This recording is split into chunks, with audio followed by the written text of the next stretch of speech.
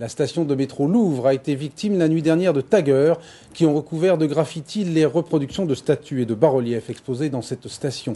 Note du nettoyage, environ 500 000 francs à la charge de la RATP, donc des usagers contribuables. La Marseillaise en est encore toute retournée. Cette statue de la Révolution et ses sœurs du métro Louvre, toutes copies d'œuvres célèbres, ont subi l'autre nuit un bien spectaculaire outrage. La station entière souillée, ou selon les avis embellie, par un foisonnement de nuages multicolores que l'on nomme tags, bombage ou graffiti.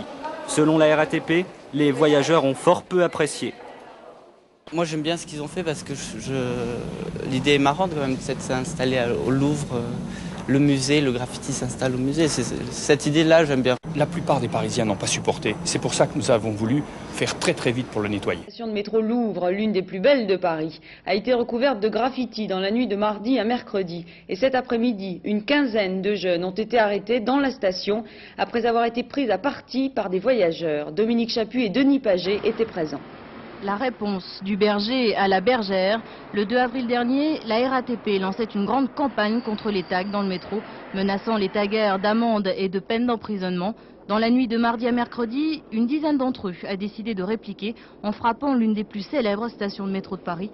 C'est en tout cas le sentiment de jeunes que nous avons rencontrés sur place.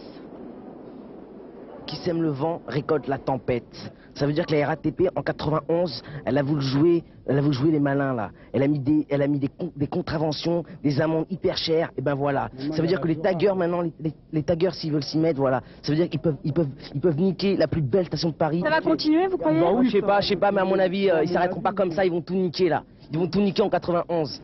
Voilà. C'est pas la zéro, là c'est la totale. C'est la totale. Ils ont fait la totale.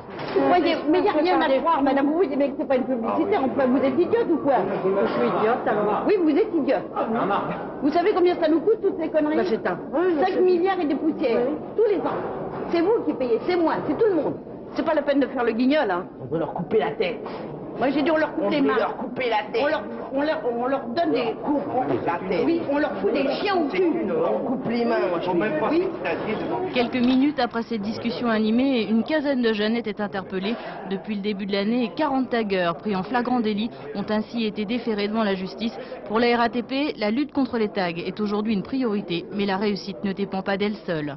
Nous ne pouvons pas lutter seuls. C'est un peu, si j'osais m'exprimer, je dirais une union sacrée.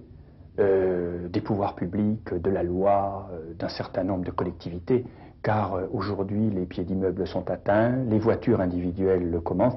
Il n'y a pas d'arrêt à cette mode décadente si nous ne faisons pas quelque chose globalement. 500 000 francs, c'est le montant des dégâts. Les équipes de nettoyage se sont mises au travail dès ce matin. Demain, la station devrait retrouver son vrai visage. Et après cette affaire qui fait grand bruit, la Fédération des usagers des transports accuse la RATP d'être incapable d'assurer la protection du métro contre, je cite, les loupards et les vandales. Elle demande la pose de caméras dans le métro, le RER et les trains de banlieue.